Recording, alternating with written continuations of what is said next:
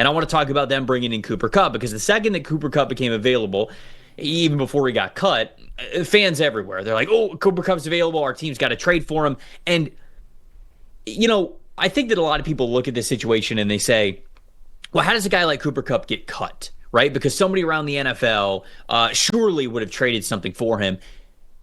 The difficult part there is, once you know a guy is probably going to get cut, it's hard to get adequate capital for them at all whatsoever. And in fact, there's a lot of teams that would just say, hey, we're going to wait, especially because of the reason why the Los Angeles Rams were moving on from Kupp, not just his age, and they feel like, okay, he might be starting to decline as a wide receiver, but it's also the salary cap that he is going to have if a team trades for him. So instead, if you cut him, then the team gets to negotiate whatever deal they want. Well, he did end up getting cut. He did not get it traded, and he ends up signing a 3-year, $45 million deal with the Seattle Seahawks. And this is a team that just shipped off DK Metcalf. They just shipped off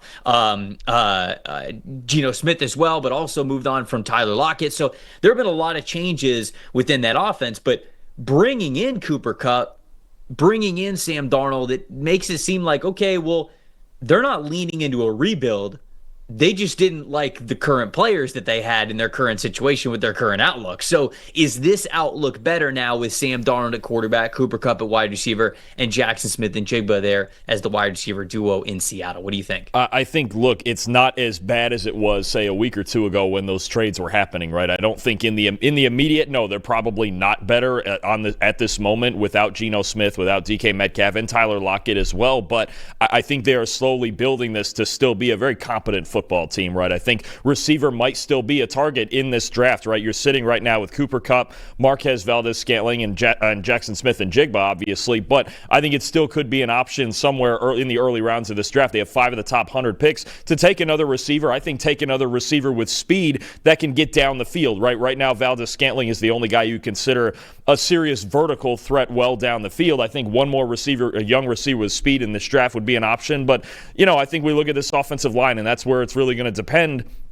Can they find enough interior pass protection to make this offense work? Because for as much as, people say, oh, well, it ended badly with Darnold in Minnesota the last 2 games, for the most part last year he was excellent, right? And I think, again, great fit for Clint Kubiak's system. Cooper Kupp is going to be comfortable back in his home state, and honestly, he can just play that role where he can be wide receiver 2 behind Smith and Jigba and find enough open targets. If he gave him 800-900 yards this year and he was relatively healthy, I don't think they would complain a whole lot, right, considering the receiver market the way it's been, and he got $15 million a year. So I don't think this outlook in Seattle is as bleak as some people think it is. I know there's a whole lot of turnover, and it's going to take some time to get the chemistry going, but I think if they get this offensive line right in this upcoming draft, get 1, maybe even 2 starters out of it, they're going to be looking pretty good still.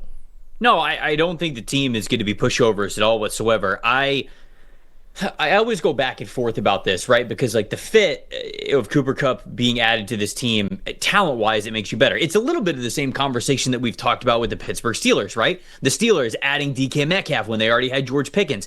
Those are 2 receivers that very much play the same type of wide receiver position. When you look at Jackson Smith and Jigba and Cooper Kupp, when has Cooper Kupp been the best throughout his career? When he's operated from the slot. Jackson Smith and Jigba over the last couple of years, especially last year, very good from the slot. So Are you in a situation where you're very comfortable putting one of these guys as an outside receiver? Are you comfortable with one of these guys playing on the line of scrimmage as an X? Maybe you're comfortable with that with Cooper Kupp more so just because of how much of a veteran experience and sort of wisdom of the position that he has to be able to get off of press coverage and get off the line of scrimmage, although that's not where he's been his most productive. That's just what I am looking forward to seeing is how Clint Kubiak is going to navigate these receivers, because a little bit like the way that you talked about the Steelers when they added DK Metcalf, and I sort of gave pushback to the team-building philosophy of it and the fit.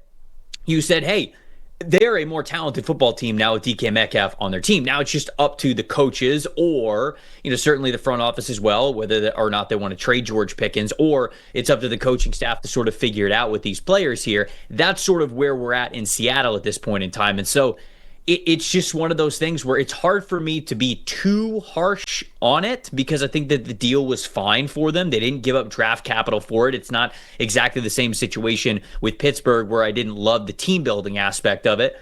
It's just more so I'm very curious to see how this works. How are you going to use these 2 wide receivers that have operated primarily from the slot? Because you don't want to go you don't want to go like four wide all the time to give yourself the ability to have two slot receivers, right? You want to be in a little bit more of a heavier personnel than that. But hey, maybe they want to spread it out a little bit more. Maybe they think they will get those two slot options on any given play a little bit more than we think that they're going to. So I think that's an interesting one there with Cooper Kupp going to Seattle.